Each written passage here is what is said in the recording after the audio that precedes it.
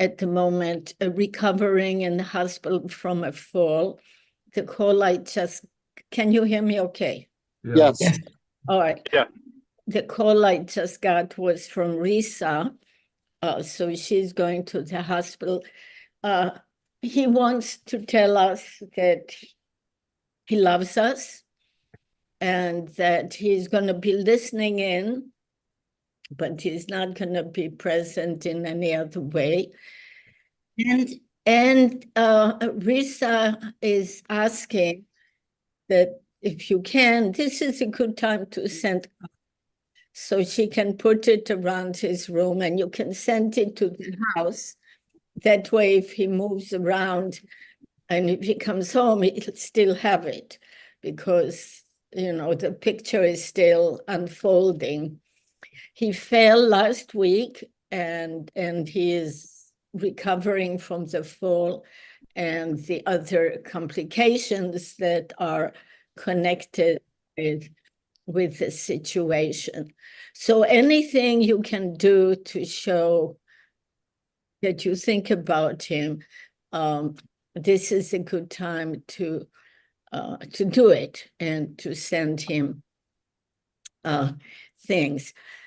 So I'm sorry to start on an unhappy note, but do you have any questions that I can answer? Yeah, Rebecca. Is he looking at his email? He does have the email, but emails are a problem. Risa thinks if she gets card, if he's in a hospital, she can put them all around him. What hospital?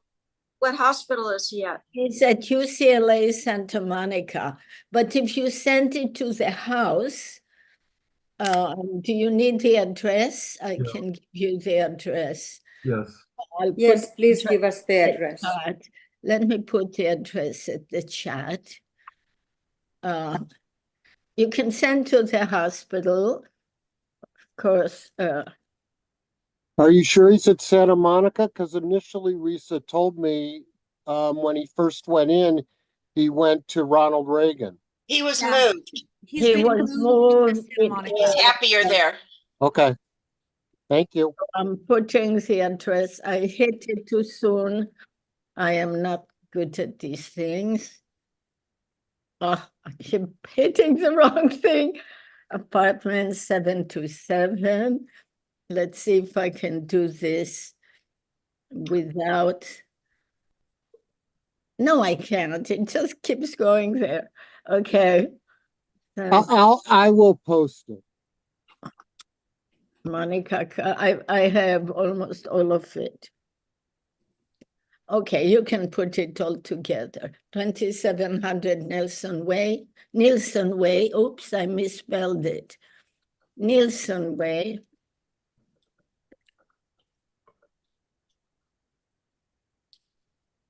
Nielsen Way. 2700 Nielsen Way, Santa Monica. Maybe somebody can post a cleaner copy. I'll post it. Thank you so much. So before we start, let's check in with other people. Brad is not on. Does anyone know how he's doing?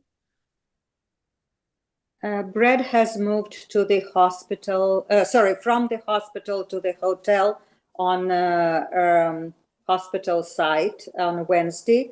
And he's happy about the environment. Karen, his wife, is staying with him.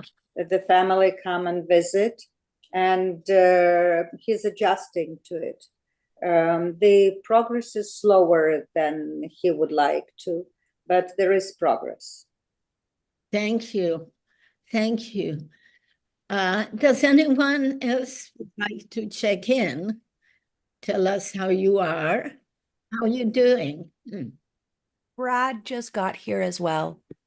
Oh, where are you, Brad? I don't see you on my screen. I now have two screens, so I can't see you. Hi, Brad. We were just talking about you. Thank you. Hi. Hi. Hi, how are you? Good to see you. Good to know Thank you. that you are making progress, however fast or slow, going in the right direction. As I Thank mentioned you. before, yeah, Rabbi Stanley would not be joining us. Excuse me, because he had fallen and is in the hospital, but he can listen to us, and since he's listening, maybe you can all send verbal greeting now to tell him you love him, and cards will be really nice. So, Tabara, where do we send the cards to? I'm sorry, what? The Where do- address is in the chat, Donna. Okay, thank you. Yeah, the address is in the chat. Okay. Yes, Diane. You're mute. If you're talking. Does he want visitors? I think let's hold off on visitors. There's the family. I don't know. You might want to call him or Risa before you visit. Because I'm at the hospital on Tuesdays. That's my day to work, so I could stop by. I think that's different if you're already there. Yeah. You could stop by. You don't know what room number? 4214. Wait, for what? You can find it when you're there. I'll tell you when you get there. Okay, anyone else? I can't see the whole screen. Hello, hello. Hello? Okay, I met him. He was my former rabbi at Central Synagogue. He was very good and very an excellent person, and I wish him well. I'm Thank from you. I'm broadcasting from New York City, right near the Empire State Building. So as to repeat, I went to Central Synagogue for his Torah classes every Saturday morning when I'm not vacationing and sick, and I wish him well. Man, I'm telling you, I'm the baby of the family. I'm 77. I met him many years ago at Central, and he was a very excellent teacher and got me on the road to Torah study. Thank Man, you, I'm Eric. telling you, I Thank hate you. being the baby of the family. I see things that I was cared for a lot of all my parents, and I feel for that, and especially when they fall. And I had experience taking care of my Alzheimer's father after he fell a few times. What a bitch. I Okay. spoke to Risa yesterday, Thank you, Eric. Tamara. Yes.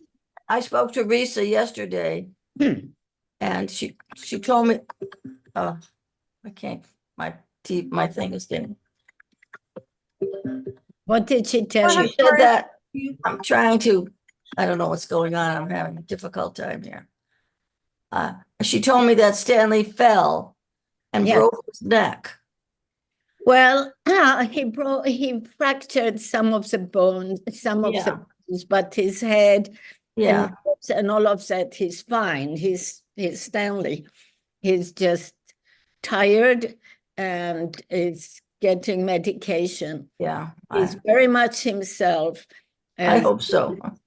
I hope so. But it's tiring, and there was no way he could prepare in the hospital.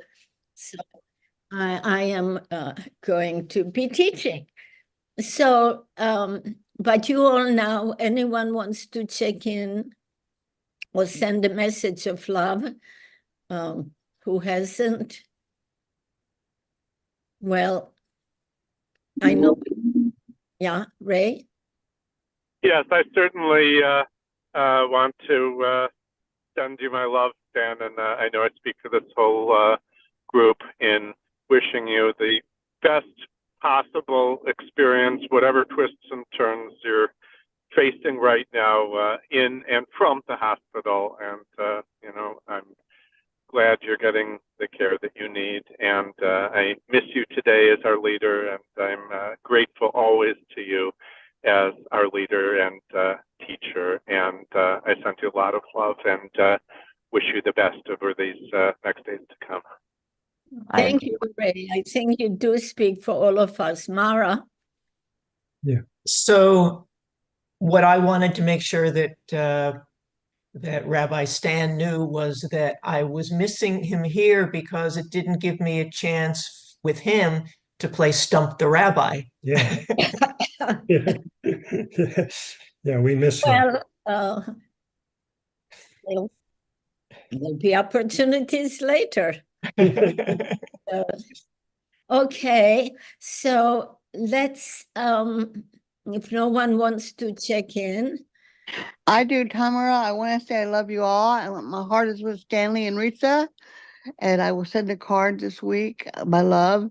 We miss him dearly. He's always such a joy, such a personable rabbi, cares for everyone. He's in our prayers.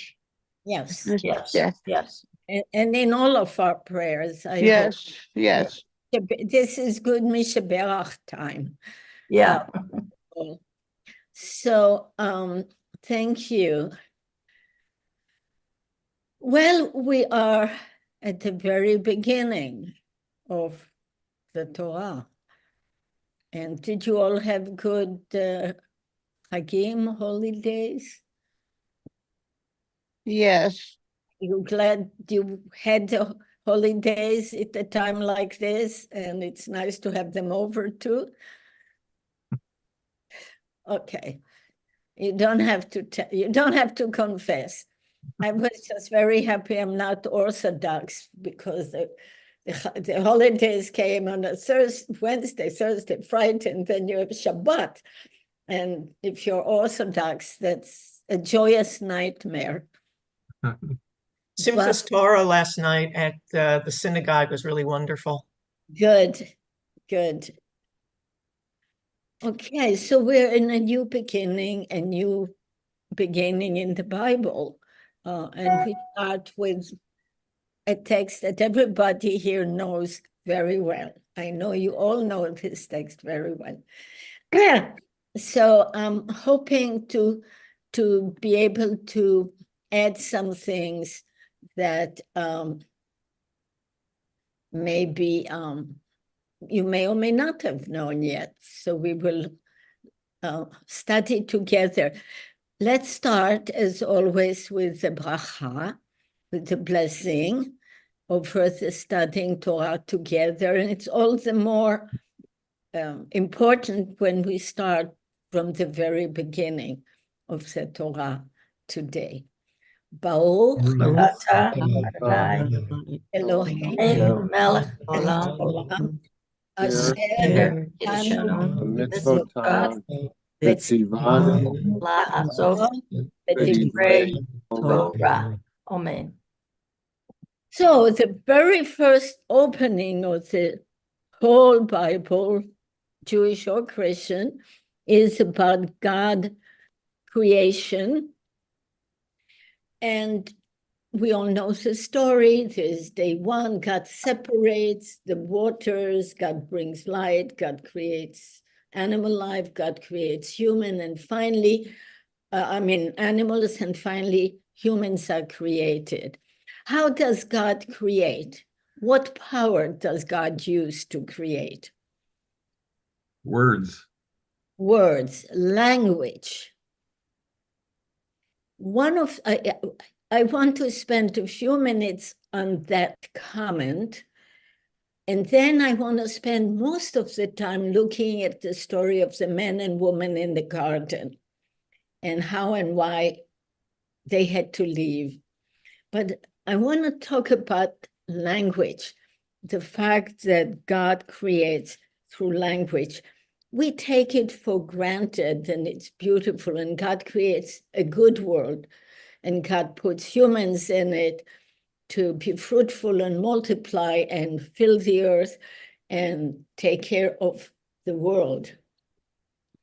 But what sometimes is missed is how revolutionary and political this story is when you put it in the world within which it emerged. The world within which it emerged is Babylonian culture. And we know a lot about the literature and theology of the Babylonians. And they have a creation story. And it's very clear that the people who wrote this, Genesis 1, in fact, this whole parasha, knew the Babylonian story. You can see it most clearly when we come to the Noach story. There's a Noach story in the Babylonian tradition, and our biblical Noach story plays with it. But the really significant playing with Babylonian tradition is in chapter 1. And language is that. How many of you know the Babylonian creation story? Does anyone? How would you do? Okay, anyone else? You want to say something about it, Howard? I may have raised my hand a little bit prematurely. Okay. I've heard about it, but I can't say that I mean, obviously it foreshadowed, the main thing I got was that it foreshadowed a lot of what's in the Torah. Okay. It foreshadows in some ways, and it is contradicted. It's as if the writers of the Torah said, no, this is not how it is. We have another version. So what is the version they had? The version they had, which by the way begins very similarly, like we have Bereshit bara Elohim et hashamayim va'aretz. We used to read, in the beginning, God created, right? But look at your Bibles now. What is the first sentence in English? In the beginning of God's creating the heaven and the earth. Right, it's very different. It's not in the beginning God created heaven and earth. It's rather in the beginning when God created the heaven and the earth, this is what God did. But in the JPS and in the Torah Women's Commentary, it has something else. Can someone look at it? In the Women's Commentary, it's page 5. I can. Go ahead. When God was about to create heaven and earth, the earth was a chaos and formed, and on the chaotic waters' face there was darkness. Okay, so this word when is how translators revised based on the Babylonian creation story, because you could see the conversation going on between them. What's the Babylonian story? In their beginning, there were two gods, God of the salt water and God of the sweet water. Goddess of salt water was called Tiamat. God of the sweet was called Enki. In their mingling, all the other gods were born. One of those children, Marduk, then led all the others in rebellion, and they killed the mother and father god and goddess, and created and they used their body parts to create world, and then they created human beings to be slaves. In other words, the world was created through violence, through power, and the militarily strongest led the way, and that was the Babylonian god Marduk. Okay? Comrade, that sounds so barbaric. Well, this was written 4,000 years ago. Wow. It's an early story. I never knew It that. permeates the Bible. The Bible knows that tradition. In fact, what Cindy read, when Cindy read about the chaotic waters in verse 2, that used to be translated as the deep. And the Hebrew word is tehom. Tehom is a Hebrew reincarnation of Tiamat. Okay, so they knew about the water goddess, and they brought her in. But now it's not about war. It's about language. Why? It's written by people who had lost the war. It's been written by people who were living and experienced the Babylonian culture and knew about the theology that begins with murder, with killing the parents. And the mighty sword wins. And they're saying, our God is more powerful. Our God does not need a sword to be victorious. Our God can just speak and it happens. So what looks to us a very sweet, tame story is in fact a revolutionary countertext by powerless people who only have language and who now affirm their strength through language. So you see how much it changes the story. And we can see why God in our Bible creates through language and what empowerment it gives to the people who are telling us the story. So it's not just simple. Plus, it's a good world. It's a good world. Excuse me. Language wait, Eric, wait. Okay, you got it.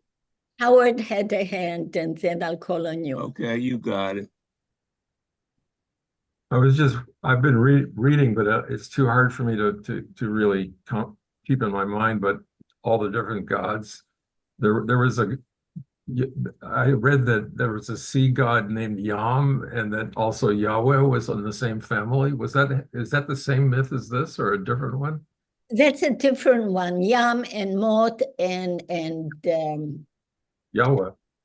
Those were the Canaanite Phoenician gods who had, and the chief god was called El.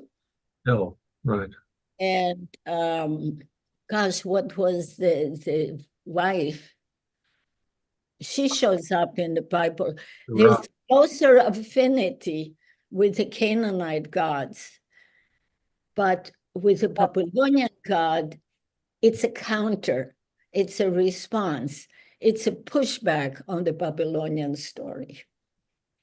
And it's valorizing something totally different as a reaction and a self-establishment, if you will. Eric, and then Marina, and then Steve. Language is a unifying element.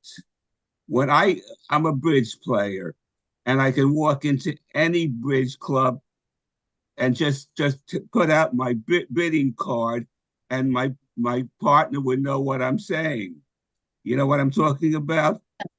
Because I do occasionally supervise play, so I can coach people what little I know, and it's a little I know, but it's just a unifying thing. There's a language for bridge, is a language for this, and a language for that. It's a unifying element in society. Thank you. Thank you. Am I okay? Because I'm partially. Yeah, you're okay, but I see lots of hands, and I want to keep going to get to the man and woman, because that's another provocative story. But yes, there are different ways language works. Thank you. Marina. I just wanted to mention that in Greek mythology, the world also starts with the sons killing their father or subduing and taking charge. So maybe in primitive societies, that was a way of life. Yeah, but in the case of the Babylonians, we see very close parallels. Like Tiamat is just the tip of the iceberg, the opening line, and even more so with the Noah story, that we know they lived in Babylon, and Babylon ruled. Babylon was a superpower. So they're saying no to the superpower of their time. by creating a world infused with goodness. And humans are not created to be slaves. They're created to be in the image of God. This is so very powerful, but what you say has a reverberation later when Christianity emerges. One of the things that was so powerful in the Greco-Roman world was the idea that humans are created in the image of God. That spoke to the pagans who were ruled by Caesars, who were gods. So the conversation goes both ways. But the Greek influence would be later, not as early. Brad, and then Steve. Yeah, Tamara, the Christian Bible begins with, in the beginning was the Word. So Right. that seems to be very close to this emphasis on language. And I think the word is meant to mean, or was translated as logos. And I'm wondering if that's a similar concept in Judaism. Logos, the Greek logos is a more complex terms. It's mind, it's spirit. It's the word really logic comes from Logic, yeah, and reason. so on. So it's they're taking it to another level, and you might say they spiritualize it, but it does have the emphasis on language, but through different medium. Logos and davar or ledaber are related. Yeah. Thank you. Steve. In terms of the entire creation story, isn't the day of rest the most significant difference between our creation story and others of that age? A kind of a novel concept? Absolutely novel concept. And again, you can see how that novelty speaks against a culture that enslaved our people. You know, where the Babylonian, we know the Babylonians destroyed the temple, we know the Babylonian exile. So yeah, the Shabbat is a very revolutionary concept, all the more so that everyone has to rest, including the slaves, including the animals. But so that's easier to see, but it's harder to see the very emphasis on language as revolutionary as it is, and as empowering as it must have been to the people who gave us this. So knowing the background helps. With the Noah story, we're going to see parallels where one story is almost identical. They have the raven, they have the dove in a Babylonian tradition. So we always were in contact with other cultures, sometimes in a friendly, symbiotic relation, and sometimes in conflict, and most often both, taking some things and leaving something out. And, we can come up with tons of American examples, like how big Hanukkah is, right? Hanukkah was never big, except because of Christmas. Okay, I'm ready to move on to,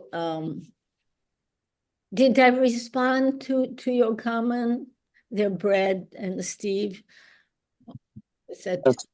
I want to move to the couple. And I'd like someone, we all know the story of the man and woman in the garden, and I'd like someone to tell me, in your word, why do the man and woman have to leave the garden? Have to leave? All know the story. Raise a hand.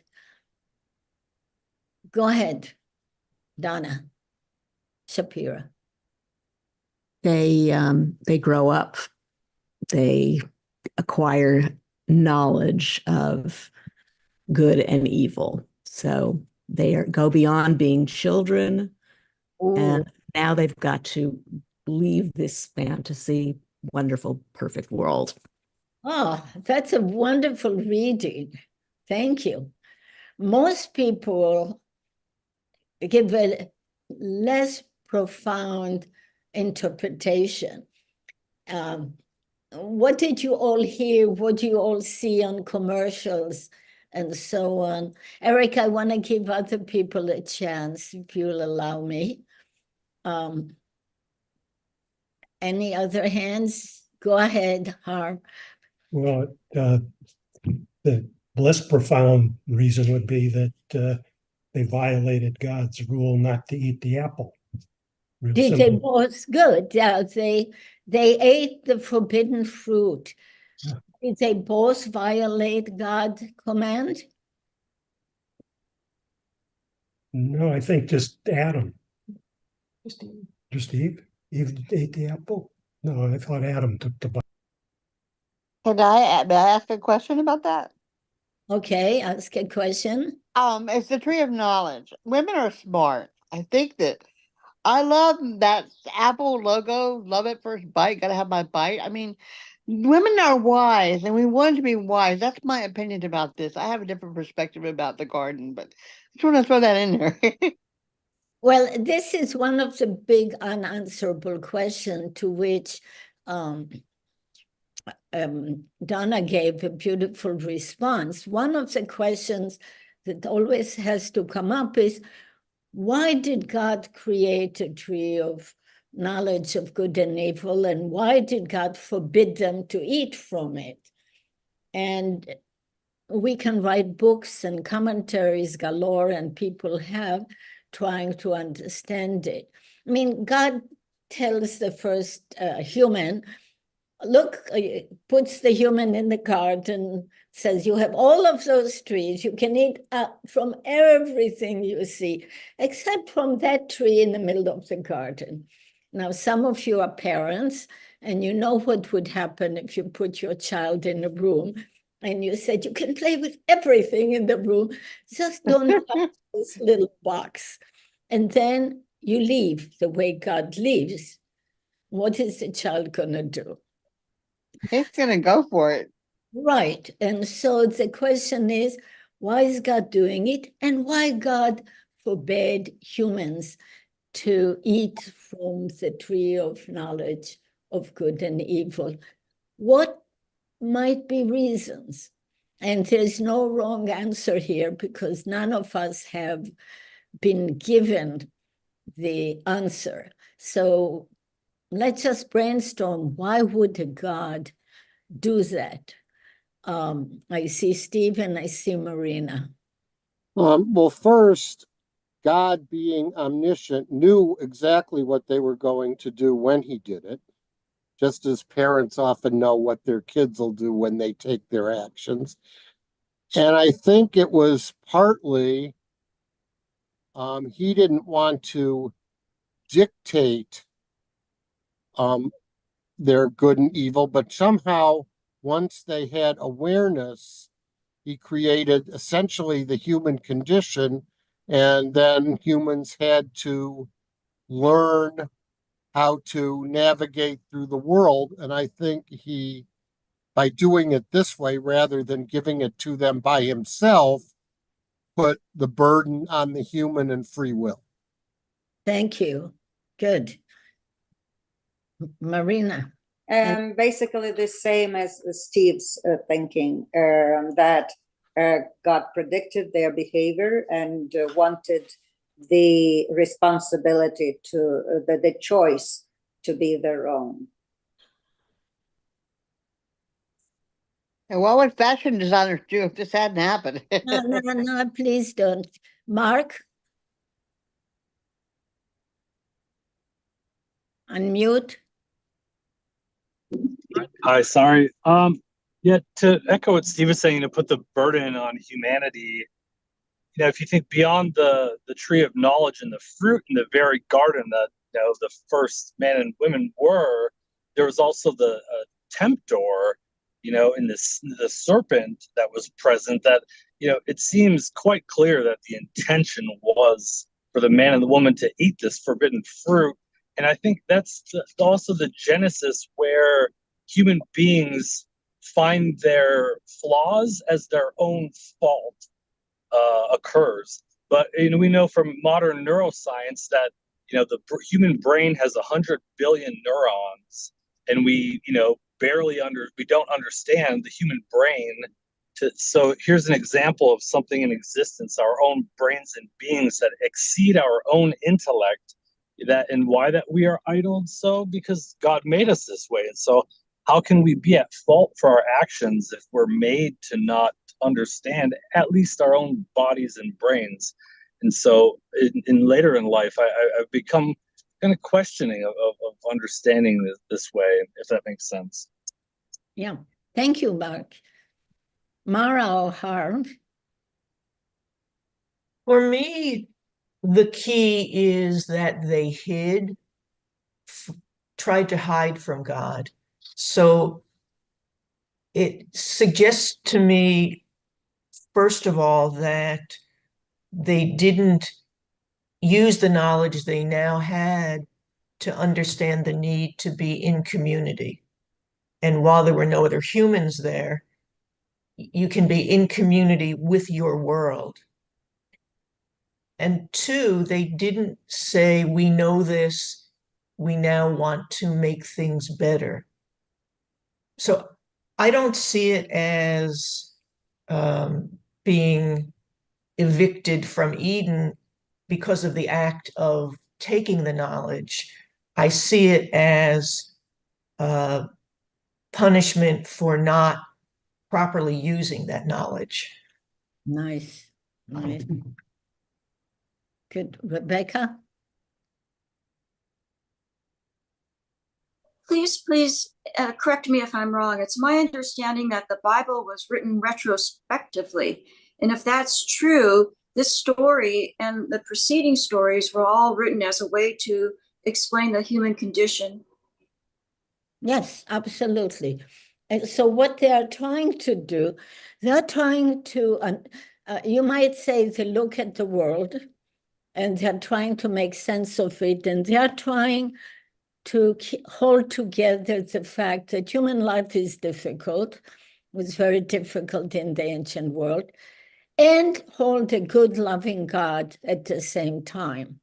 And the story is an attempt to make sense of those two goals, to preserve human dignity and hope and courage, to explain the world as they see it, and to place in this world a God who created things well. So it has a function, you might say sociological, even political and theological function. But what has happened with the story is that it has been used in many, many ways, and some of them have been used especially in disadvantageous way against women. And women have been penalized for that story, when in fact, what I want us to look at is to show how that is not what the text is saying. It's later interpreters that, if you will, blame the woman. The Bible, the Torah, Genesis does not blame the woman. Genesis only blames the serpent and the man. And when I say that, I want to show us. So, but we're running, it took longer to get here. So let's look at the text. Steve, go ahead, Steve. One quick question in terms of blaming the woman. Isn't this actually the source of original sin in Christianity? Which yes, it is. Woman. Yeah, in Christianity, it's a foundational text. we don't have an original sin in our Bible. We have the theory that there's Yetzer Tov and Yetzer Ra. We possess a Yetzer Ra, but we have ways to channel it, and that's what the Torah is for. And this story is part of it, but it doesn't talk, the story doesn't talk about Yetzer Tov or Yetzer Ra. It just, and sin is not in Genesis, in the story of Adam and Eve. So where did they get it from? How did they warp it? That's how they interpret it. But if you look at the text, the word sin only shows up. Genesis doesn't think of what the man and woman did is a sin. It doesn't use that word. It uses it for Cain and Abel. That's a sin. The big sin, if you will, the original sin for our Tanakh, for the Hebrew Bible, is the golden calf. That's the thing that was wrong, and that they come back to. No one ever comes back to this story. It's just a story that explains how and why we are who we are. So let's look at chapter 3, verse 3.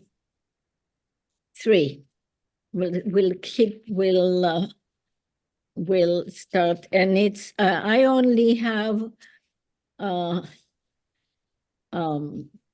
the Women's Bible. It's on page 14. And the serpent had asked the woman about it. There's a man, woman, and serpent in the garden. And the woman answers the serpent. Can I get someone to read 3:2 on page 14 in the Women's Bible? Anyone? Howard, go ahead. And the woman said to the serpent, "From the fruit of the garden's trees we may eat, but from the fruit of the tree in the midst of the garden, God has said, you shall not eat from it, and you shall not touch it, lest you die." Keep reading. 2 more. And the serpent said to the woman, "You shall not be doomed to die, for God knows that on the day you eat of it, your eyes will be opened and you will become as gods, knowing good and evil." Okay. Was the serpent lying? No. I mean, They knew that they were naked. what? They knew that they were naked after they ate from the fruit. Yeah, but does that make them like God? That's a trick question. Donna knows the answer, I think. No? It's a trick question. The serpent is not lying. Marina? In a way, they did die, just not that instant, because they became mortal after they were expelled from the Eden. And in a way, they did become like divine beings because they knew the difference between good and bad. So he lied and he didn't lie. It was like serpent has a 2-pronged tongue. That's how he was talking. A little bit of this, a little bit of that. Well, good. Let's take a look and flip ahead to page 18, chapter 3:22, verse 22. 3:22, page 18 in the Women's Bible.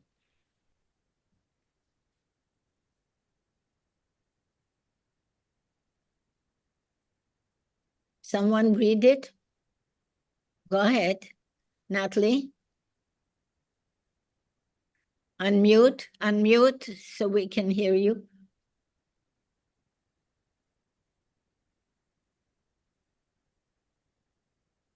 We go. And the Lord God said, now that the man has become like one of us, knowing good and bad, what if he should stretch out his hand and take also from the tree of life and eat and live forever. Okay, so God agrees with the serpent that they had become like God, knowing good and evil. So the serpent didn't lie. They didn't die right away. And they were created mortal, most likely, because God is saying if they stay in the garden and they eat from the fruit, they would live forever. So they were not created immortal. They were created the way we are, with option to eat and renew life, but God doesn't want them to renew life forever. Do you see the difference? So it's not that death is imposed on them, it's more the option for eternal life is being taken away. But they never had eternal life that was independent of the fruit. Now, for the sake of time, let's, we won't have time to do what I would like to do, but let me just highlight. The woman sees that, going back to why the woman eats from the fruit, and by the way, it's not an apple. The apple comes in from Greek tradition. We don't know what they ate, probably figs because they're fig leaves, or possibly grapes because they're grape leaves in the text.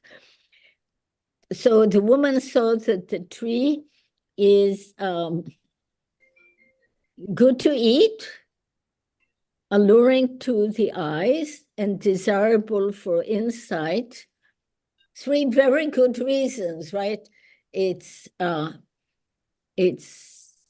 healthy, it's attractive, and it's going to make you wise. She was just told that she's not going to die, that God knows that she'll become like God. And so she eats from it. And then what does the woman do? Verse 6. Can someone read verse 6?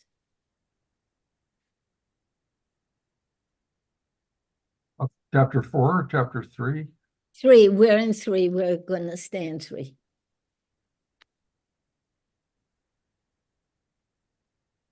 Go ahead, Howard, you have it. Oh, Marina has it. Natalie has it. Go ahead, Natalie. Woman saw. Unmute.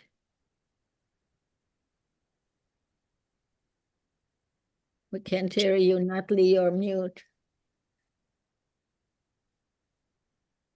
Okay. When the woman saw that the tree was good for eating and a delight to the eyes, and that the tree was desirable as a source of wisdom, she took of its fruit and ate.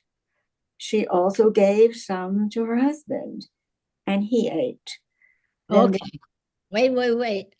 And he ate. Continue.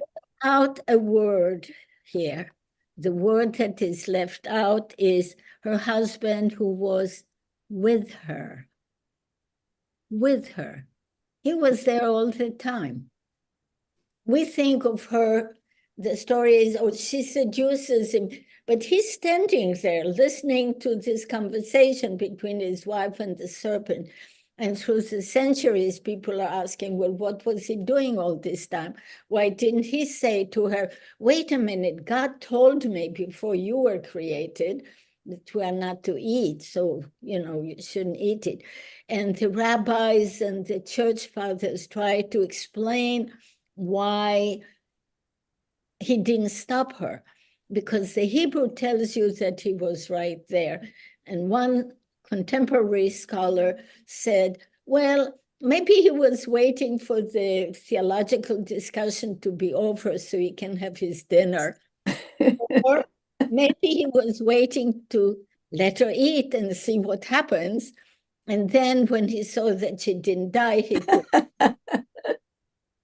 a kinder person said, kinder to the man, said, well, he saw that she took a bite and he knew she would die. He didn't want her to die alone. die, so he ate in sympathy. I leave it to you to decide which is more likely. But the really interesting thing, and we can spend the whole time on that, is that the woman thinks about what she's doing. The Bible tells us she was a rational person with a sense of appreciation for wisdom, beauty, and health.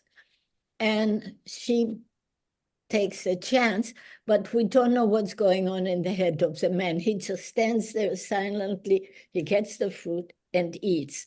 Excuse me, Tamara. Nothing's changed so far, has it? What?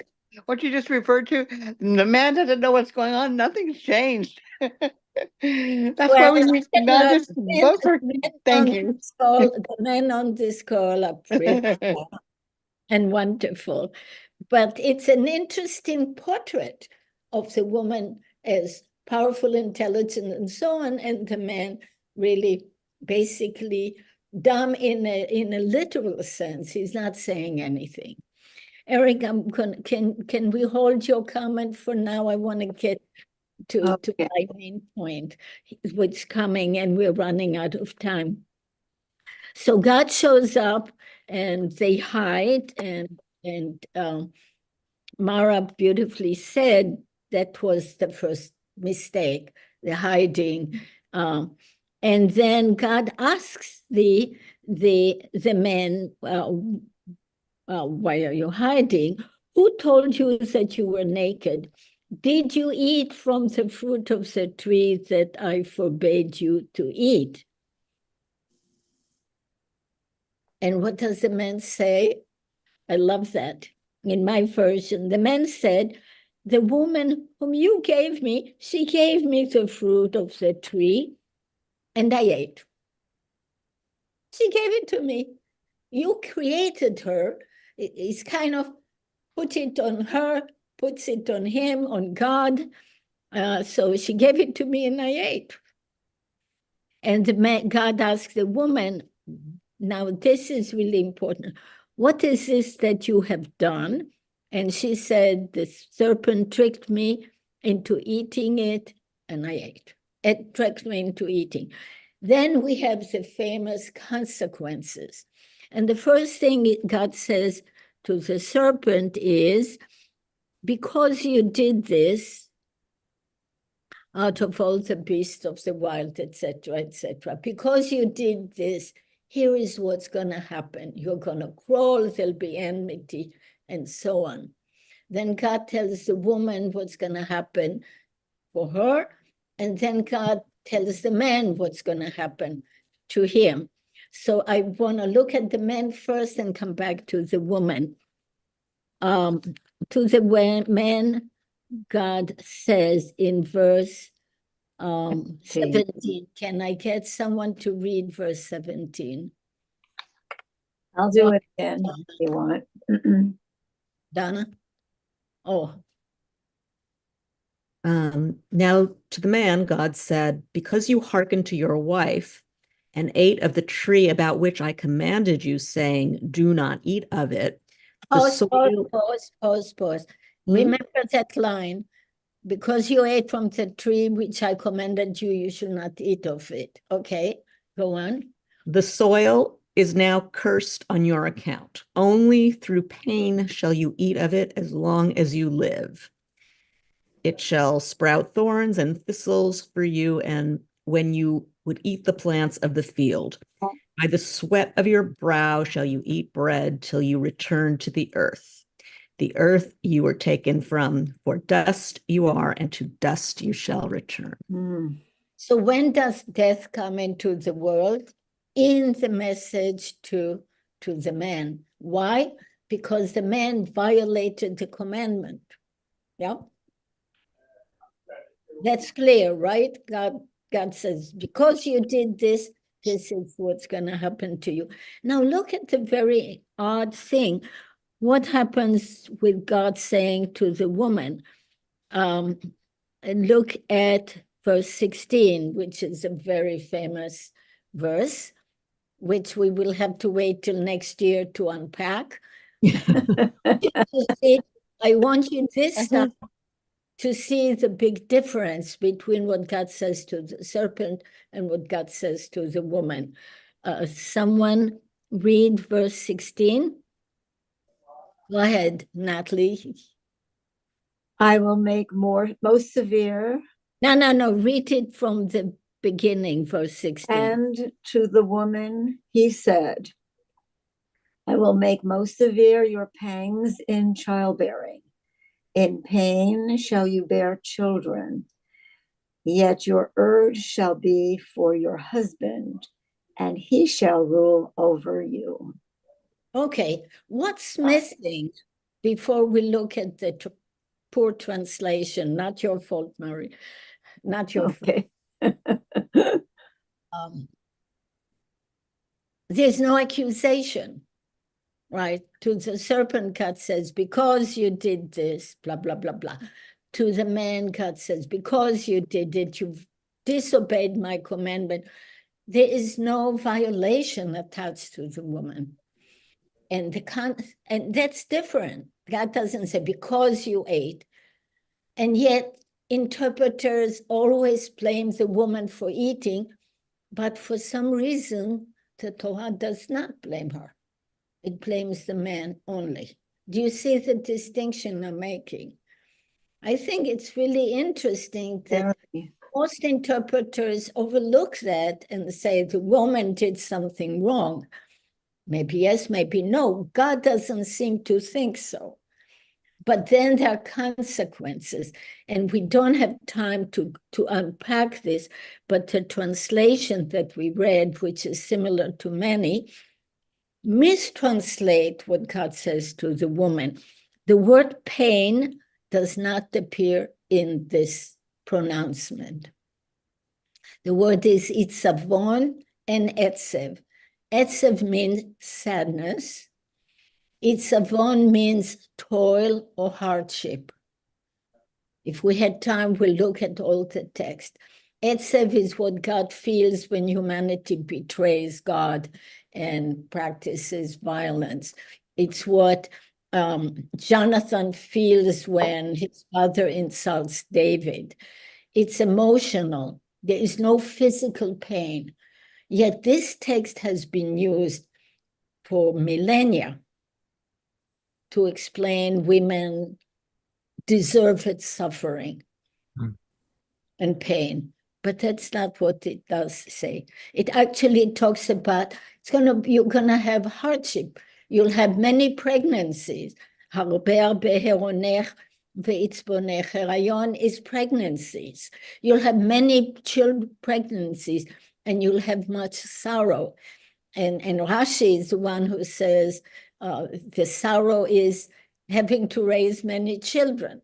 You get a share of heartbreak. He must have known something. But people introduce pain, and people blame her for violation. But everything in the text connects her not with death, but with life. Her consequence is she will bring life. And the man responds to her when they leave the garden by saying, he names her Chava, Em Kol Chai, mother of all life. So in the biblical text, the only time death happens is in connection with the man who explicitly violated God's command. That's the point I really wanted to get out. And I know I'm running out of time, but Cindy, please have the last. Yeah. I actually raised my hand when you said why the man is blamed and not the woman. And for me, when I look at he shall rule over you, that they're implying that, as you said, he was right there, that it was up to him to stop her because he ruled what she does. Yeah, and what we do see, there is the hierarchy is now created, and one way to think about it is she's the more powerful. She has to be restrained, so she is, in that sense, you can say punished, but there is no blame attached to her. There are consequences. Brad, you get the last word, and then we'll go. Well, I think this is why people refer to the Bible as literature. To me, this seems like a literary exercise. Give a high school student, you're told, I want you to come up with a story that explains why people have intelligence, godlike, but at the same time, they're not immortal. Why men are doomed to a life of labor, why women will have pain in childbirth, and come up with a story that puts all of that together. And this is a fabulous story. I don't know if a high school student would do it. Maybe you might need a more sophisticated student. But to me, this is literature. And, coming back to your initial comment about language, it's all about language. Well, it makes language central. And we are now going to use language to invoke people who are not here. Oh. So thank you for that, and thank you all for this. And next year, that can be picked up again. But now it's time to use our language and names to review those who we carry in our heart. And have any names that of people you are carrying in your heart today, who are no longer here, please put it in the chat or just say the name out loud as we go to the Yizkor. Are there, to the Kaddish, are there any other names? Okay. Here are the ones who are remembered by us communally. Those who have passed away during the past month.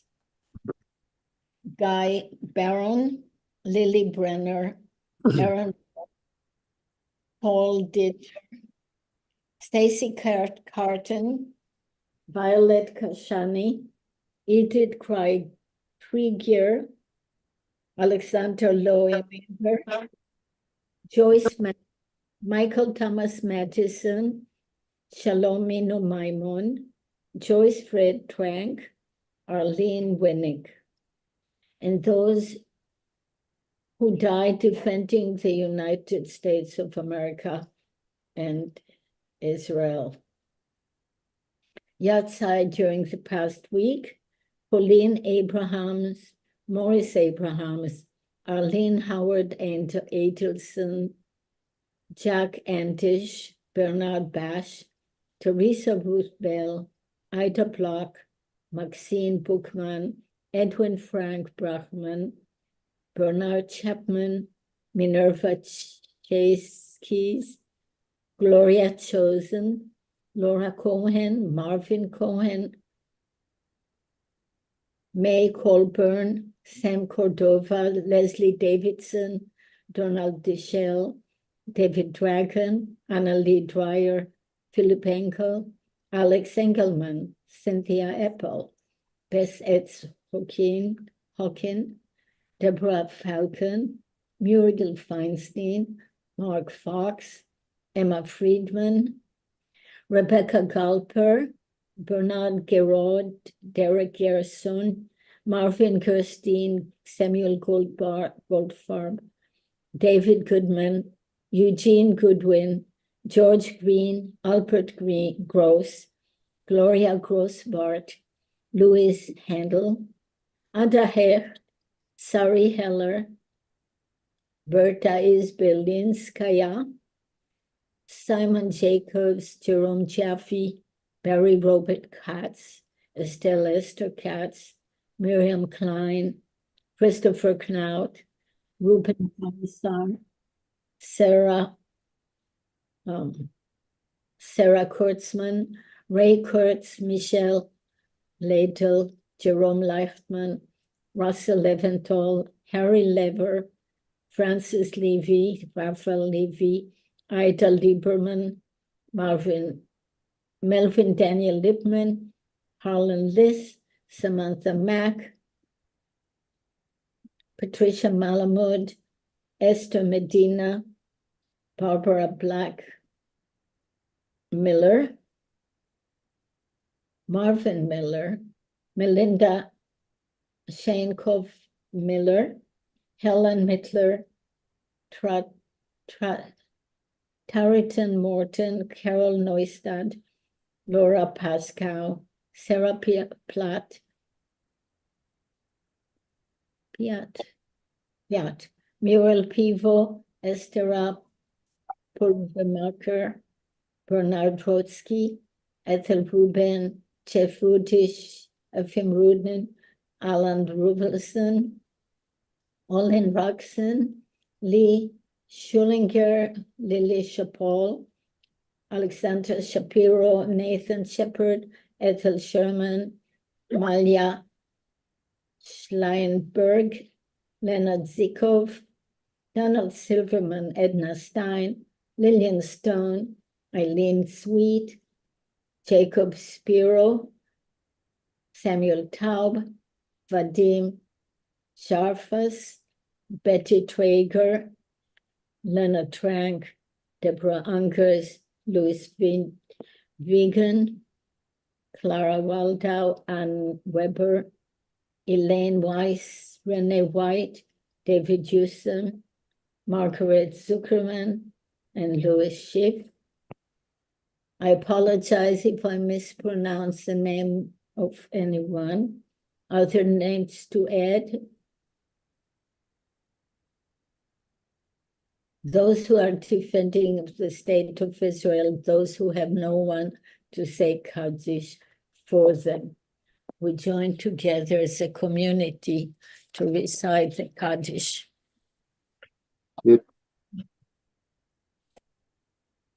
Yitgadal Kadash Shemei Rabbah, Almati Yamich Malchutei, Ekote. V'chaye dechol bet Israel.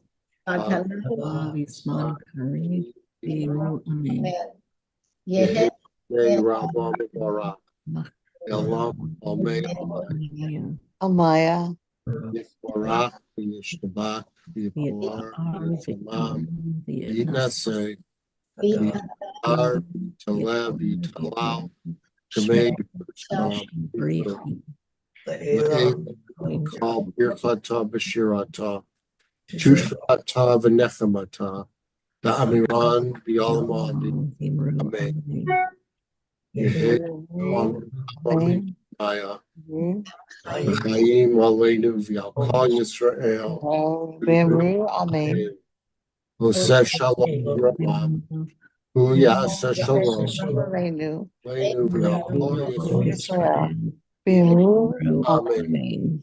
May the one who makes peace in heaven make peace in the whole house of Israel, make peace in all the households, and make peace in the whole world. And let us say Amen. Amen. Okay, Thank you. friends, I hope next week we will be graced with our beloved Rabbi, and I know you wish him all the best and do send cards. That would be really very, very meaningful. And a good week to everyone. Shabbat Shalom. Shabbat Shalom. Thank you, Rabbi. Bye, everybody. Thank you, Rabbi. A good week. Bye, Donna. Bye, Rebecca. Bye, Tamara. Bye, Hannah.